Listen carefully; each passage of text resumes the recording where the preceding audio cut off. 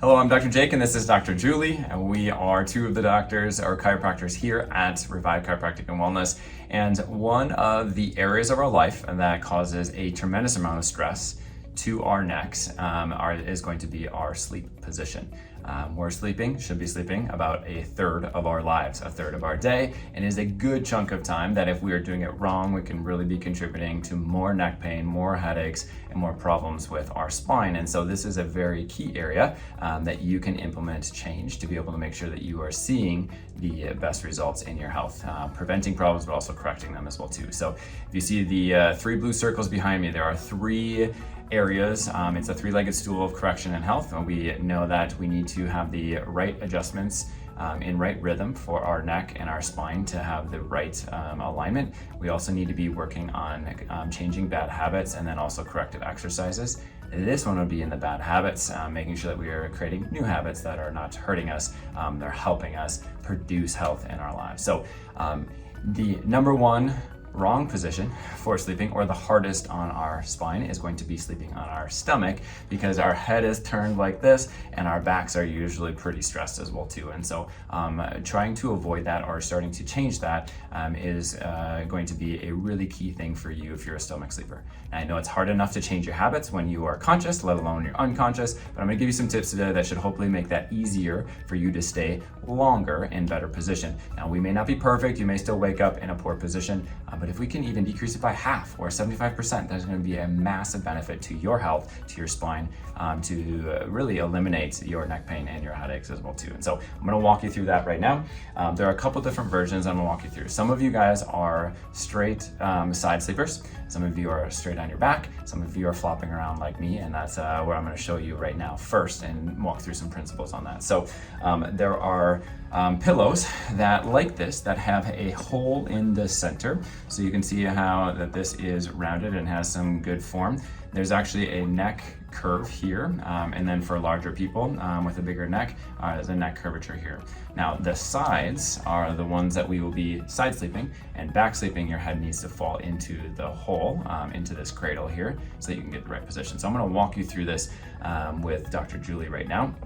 The problem is that when you are a side and back sleeper, when you are on your back, you need a very small pillow or one with a hole. And when you're on your side, you need a thicker pillow so that you can stay in good alignment. So I'm gonna walk you through that. Here you go. So Dr. Julie, you can go ahead and lay on back. If you're on your back, this curvature, as I just talked about, the one by her neck, is actually supporting that right arc of life, and then the head is falling in. And as you can see, really close, that her ear and her shoulder and her spine are all in a nice, good straight line, right?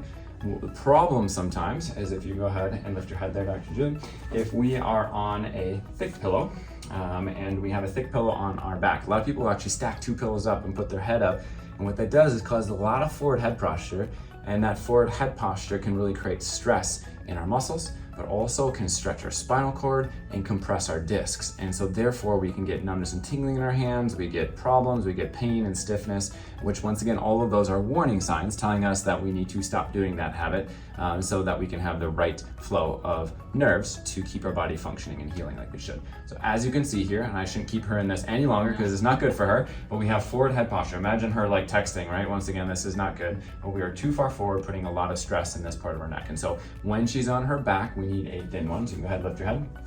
I'll flip around. This is the right size for her. So that you can see how that gets into a good, nice alignment for when she's sleeping on her back. Okay. Now, if you go ahead and turn to your side here, now this is once again what we want to be able to see. There's some more tips that we can walk through in regards to how to keep you in this posture longer. But just as a general rule of thumb, we want to make sure that when she is like this, that it is nice and thick. Because if it is not, if you can go ahead and lift and go ahead and down, you can see how her head falls down into the hole and is not in the right alignment to her spine. That there's a lot of stretching and pressure to this area. So we want to make sure, if you go ahead and lift your head, that we have a pillow just like this. Now, if you're just a side sleeper, like me, I dominantly sleep on my side, and so I have one pillow with no hole in the center that is firm and is the right distance from my ear to my shoulder to make sure that I have a good alignment with my spine. So those are some of the rules of thumb for our side sleepers.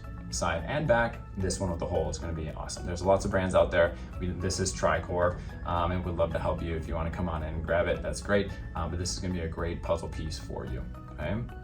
Now, there are a couple options in here. So for straight back sleepers, this actually can be a great option. And what you can notice here, I know the cover is on here as well too, but these colored pieces, this guy right here and this one, are actually going to be different firmness. And this pillow that you see right here, there are 3 different firmness. So depending on what you need for support in your neck can affect the size and also how that supports that for you. But you would be literally laying, so I can have Dr. Julie lay on her back. If you are strictly a back sleeper and don't need the supports when you're laying on your side, then as you can notice here, this is going to be one size that she can put in and insert. This would be another one as well too, but we'd want to find the right pillow to make sure that she has a good alignment here. And this one even is going to be a little bit big for Julie because you can see that it raises her head up just slightly. So the other pillow would have been a better fit for her.